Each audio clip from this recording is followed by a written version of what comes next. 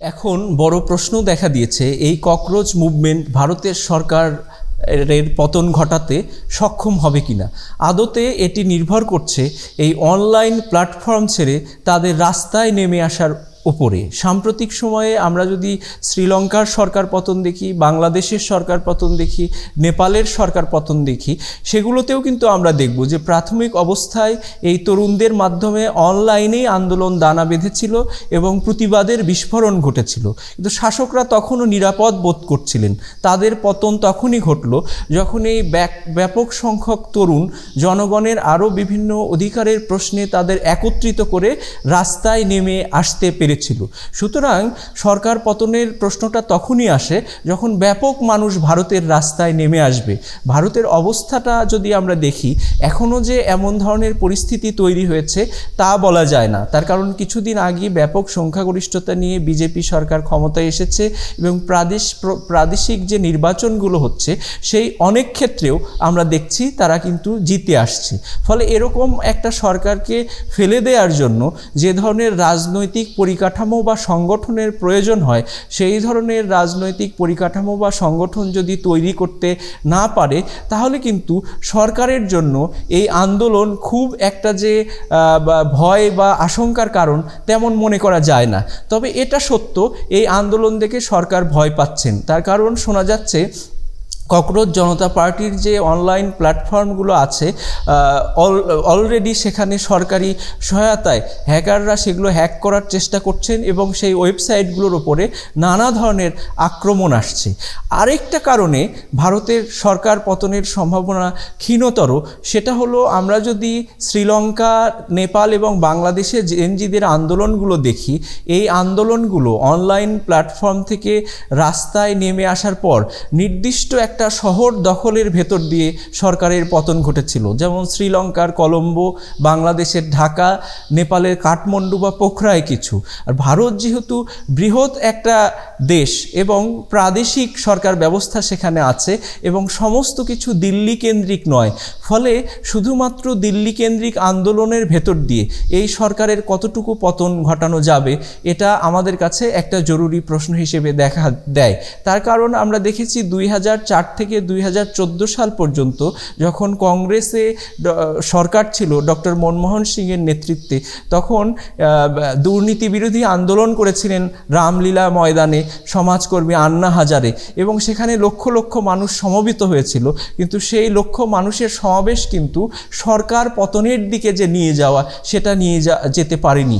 সরকার পতন তখনই ঘটবে যখন দিল্লির বাইরে মুম্বাই, চেন্নাই, বেঙ্গালুরু, কলকাতার মতো বিরাট বিরাট যে মহানগরগুলো আছে, সেই মহানগরগুলোতেও যদি ব্যাপক সংখ্যক মানুষ রাস্তায় নেমে আসে। এখন পর্যন্ত কিন্তু আমরা সেই ধরনের সম্ভাবনা এই অনলাইন কেন্দ্রিক আন্দোলনের ভেতরে দেখতে পাচ্ছি না। তবুও এর বাইরেও আরেকটা কথা থেকে যায়, সেটা হলো যে আমরা যে যুক্তিগুলো দিচ্ছি যে মোদি সাম্প্রতিককালে নির্বাচনে জিতে এসেছে বা ভারতে প্রাদেশিক সরকার ব্যবস্থা আছে, সেগুলো মেনে নিলেও সরকারের জন্য কিছু কিন্তু আশঙ্কার কারণ আছে। তার কারণ মোদি যে নির্বাচনে জিতে এসেছিলেন, তার পেছনে যাদের সমর্থন ছিল, নিঃসন্দেহে এই লক্ষ লক্ষ তরুণরাও তাদেরই সদস্য। তো তারা যখন অনলাইনে সরকারের বিরুদ্ধে বিভিন্ন বিষয়ে ক্ষোভ প্রকাশ করছে, তখন এটা ভেবে নেওয়ার অবকাশ আছে যে তারা যে জনসমর্থন নিয়ে ক্ষমতায় এসেছিলেন, সেই জনসমর্থনটা একই জায়গায় স্থিত নেই। আরেকটা ব্যাপার আমরা দেখব যে বিজেপি সরকার সারা ভারত জুড়ে এক ধরনের আগ্রাসী রাজনীতি বা ফ্যাসিবাদ কায়েম করেছে। আমরা যাকে মাৎস্যন্যায় বলি, অর্থাৎ বড় মাছ ছোট মাছকে খেয়ে ফেলে, বিজেপি এইরকম ছোট ছোট রাজনৈতিক দলগুলোকে টিকতে দিচ্ছে না। আমরা একটা বিখ্যাত কথা জানি যে ভারতের যে সংস্কৃতি, সেটা বহুত্বের ভেতর একত্ব, অর্থাৎ বহু বৈচিত্র্যের ভেতরেই তাদের একত্ব, বহু নৃতত্ত্বের মানুষ, বহু ভাষা, বহু সংস্কৃতি, এই সমস্ত কিছু মিলেই ভারতবর্ষ। সেখানে কিন্তু এই যে বহু রাজনৈতিক দর্শন, বহু দল বা বহু রাজনৈতিক মতামত, এগুলো একটু জরুরি বিষয়। আমরা দেখব নরেন্দ্র মোদিরা ক্ষমতায় আসার পর এই জিনিসগুলো ধ্বংস করে দিয়েছেন। ওপর থেকে কলকাঠি নেড়ে, অর্থ ব্যবহার করে, ক্ষমতা ব্যবহার করে প্রাদেশিক যে গুরুত্বপূর্ণ দলগুলো ছিল, সেই দলগুলো এক প্রকার নিঃশেষিত হয়ে গেছে। সেটা যদি আমরা মহারাষ্ট্রে ধরি শারদ পাওয়ারের দল বা শিবসেনা, তারপর আমরা যদি উত্তরপ্রদেশে ধরি সেখানেও সমাজবাদী পার্টি বা মায়াবতীর যে পার্টি ছিল সেগুলোরও একই অবস্থা, কিংবা আমরা যদি বিহারে আসি, বিহারে লালু প্রসাদ যাদবের পার্টির কথা ধরি, বা পশ্চিমবঙ্গে মমতা ব্যানার্জির পার্টির কথা ধরি। ফলে এই যে কমিউনিস্ট পার্টি, কংগ্রেস, বিজেপি, এই তিনটা সর্বভারতীয় দলের বাইরে ছোট ছোট যে দলগুলো, বিজেপির আগ্রাসী রাজনীতি সেই দলগুলোকে ধ্বংস করে দিয়েছে এবং তারা প্রায় অধিকাংশ রাজ্যে নিজেদের ক্ষমতার বিস্তার করেছে। অর্থাৎ এক ধরনের একদলীয় শাসন পুরো ভারত জুড়ে ছড়িয়ে পড়েছে। ফলে ওই যে বৈচিত্র্য এবং বিভিন্ন ধরনের বিচ্ছিন্ন শহরগত যে নিরাপত্তা সাধারণত গণ আন্দোলনের ক্ষেত্রে ভারতের সরকারগুলোকে এতকাল রক্ষা করে এসেছে, হয়তো সামনে সেই বাস্তবতা নাও থাকতে পারে। তার কারণ বিজেপি পুরো ভারত জুড়ে এক ধরনের, আমরা যাকে বলছি যে একদলীয় শাসন কায়েম করেছে। এই একদলীয় শাসনটা কিন্তু তাদের জন্য একটা ভয়াবহ আকার ধারণ করতে পারে। আর এই ককরোচ জনতা পার্টির মুভমেন্টের আরও একটা ব্যাপার গুরুত্বপূর্ণ বলে আমরা মনে করি।